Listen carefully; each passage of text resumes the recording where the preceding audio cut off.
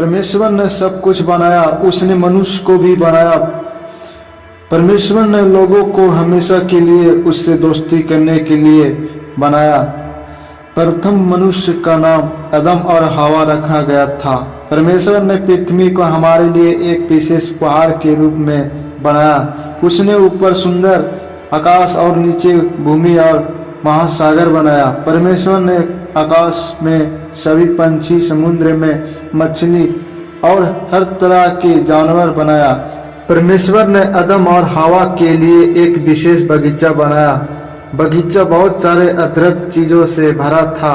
सभी जानवर मिलनसार थे और वह खाने के लिए बहुत कुछ था। परमेश्वर बगीचे में आते थे और आदम और हवा के साथ बहुत समय बिताते थे। वे सभी अच्छे मित्र थे। परमेश्वर ने आदम और हवा को सिर्फ एक नियम मानने को कहा। परमेश्वर ने हमेशा ही रहे, कुछ भी उन्हों से पहले, यह तक कि सितारे से पहले भी वह यह थे। लेकिन परमेश्वर कभी अकेले ही नहीं थे। परमेश्वर काफी खास है। वह एक में तीन व्यक्ति है। परमेश्वर पिता, पुत्र और पवित्र आत्मा एक साथ मिलकर ये तीन व्यक्ति ही एकमात्र सच्चा है परमेश्वर है।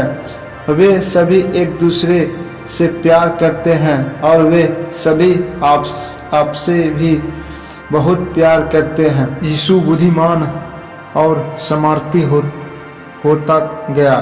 जब वह 30 साल का हुआ तब उसने अपना काम शुरू किया। उसने लोगों को परमेश्वर के बारे में सिखाया। उसने बीमारों को चंगा किया। वह हर किसी से प्यार करता था, खासकर बच्चों से। यीशु ने लोगों को सिखाया कि परमेश्वर पिता कैसे हैं। उसने उन सबों को सिखाया जो परमेश्वर के बारे में जानने की रुचि रखते थे। यीशु ने 12 लोगों को अपने सबसे करीबी मित्र को रूप में चुना। उन्हें विशेष कहा जाता था। वे हर जगह उसके पीछे जाते थे। प्रकृति के ऊपर यीशु की सामर्थ्य को देखकर चेहरे शंकित थे। यहाँ तक कि हवा और लहरों ने भी उसकी ज्ञान मानी। कभी कभी हमारे जीवन में अचानक तूफान आते हैं। क्या आपको कभी डर लगता है? यीशु आपकी मदद कर सकते हैं। केवल उस पर विश्वास रखो और प्रार्थना करो। इसी तरह उन्होंने अपने शिष्य को प्रार्थना करना सिखाया। पिता परमेश्वर, आपका नाम पवित्र है। इस दुनिया को बेहतर बनाइए, हमें जीने में मदद करें और हमें यह भोजन दे जिसकी आज हमें आवश्यकता है। इनमें से क्षमा कर दो और दूसरों को क्षमा करने हमारी मदद करें। हमें पाप से सुरक्षित रखिए और बुराई से बचाइए। प्रार्थना करना वास्तव में परमेश्वर से बात करना है। आप अपने खुद के शब्दों का प्रयोग कर सकते हैं। आप जोर से या चुपचाप से कह सकते हैं। परमेश्वर आपसे सुनना पसंद करते हैं। वह हमेशा आपको सुनेंगे और आपको उत्तर देंगे। वह प्रार्थना करने वालों को और उसने मांगने वालों को अच्छी चीज़ें देते हैं। यीशु हमसे बहुत प्यार करते हैं। उसने अपनी समर्थ का इस्तेमाल कई लोगों को चंगा करने में किया। यीशु के पास भरी भीड़ आई। वे ऐसे लोगों को ले आए जो चल नहीं सकते थे, देख नहीं सकते थे या बोल नहीं सकते थे। कुछ तो बहुत बीमार थे या उनमें बुरी बीमारियां थी। लेकिन यीशु ने उन सभी को चंगा किया। लोग चकित थे। उसने परमेश्वर की प्रशंसा की और दूसरों को यीशु के बारे में बताया। कुछ धार्मिक के परमेश्वर का एक स्वर्गदूत यूसुफ के सपने में उसे दिखाई दिया।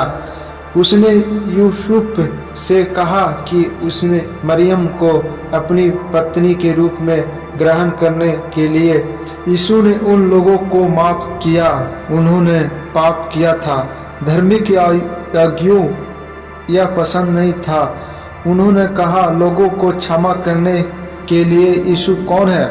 केवल परमेश्वर ही पापों का क्षमा कर सकता है। उसने इस बात का एहसास नहीं था कि यीशु स्वयं परमेश्वर थे। शैतान ने धार्मिक योगियों के हृदय को यीशु को गिरफ्तार कर लिया गया। सैनिक ने उसका मजाक उड़ाया और उसे पेट कितना अनुचित है। यीशु ने अपने पूरे जीवन में कभी कुछ गलत नहीं किया था। अब उसके साथ एक अपराधी जैसा व्यवहार किया जा रहा था। उस समय अपराधी को लकड़ी के एक क्रूस पर लटकाकर सजा दी जाती थी। सैनिकों ने यीशु को हाथों और पैरों को क्रूस पर कील से जड़ दिया था। यीशु ने उन्हें किसी भी समय रोक सकता था। वह सर्वशक्तिमान है, लेकिन यीशु ने हमारे लिए मरने को चुना। उसने हमें हमारे पापों से बचाने के लिए भयानक दर्द सहा। उसने हमारी सजा अपने ऊपर ले ली। शैतान ने सोचा कि यीशु को नष्ट करने की उसकी दुष्ट योजना सफल हो गई है, लेकिन परमेश्वर की योजना बहुत अधिक समर्थशाली थी। यीशु हमारे लिए परमेश्वर का पूर्व उपहार है। याद रखें कि परमेश्वर ने लोगों को हमेशा उनके साथ रहने की कैसे बनाया था। हमारे पाप मृत्यु की ओर ले जाता है, लेकिन यीशु ने कभी पाप नहीं किया। उसने मरने की जरूरत नहीं थी, लेकिन उसने ऐसा किया। वह हमारे पाप को हटाने के लिए मरा। यह सब कुछ परमेश्वर की उद्रा योजना का हिस्सा था। यीशु हमारे लिए परमेश्वर का साथ हमेशा रहने का एक मार्ग बन गया। इतना अधिक परमेश्वर आपसे प्यार करता है, यीशु ने आपके लिए अपनी जान दे दी। यीशु के मरने के बाद उनके कुछ शिष्यों ने उसकी शरीर को कब्र में रखा। यह एक कमरा था जिनके दरवाजे पर एक भारी पत्थर रखा हुआ था।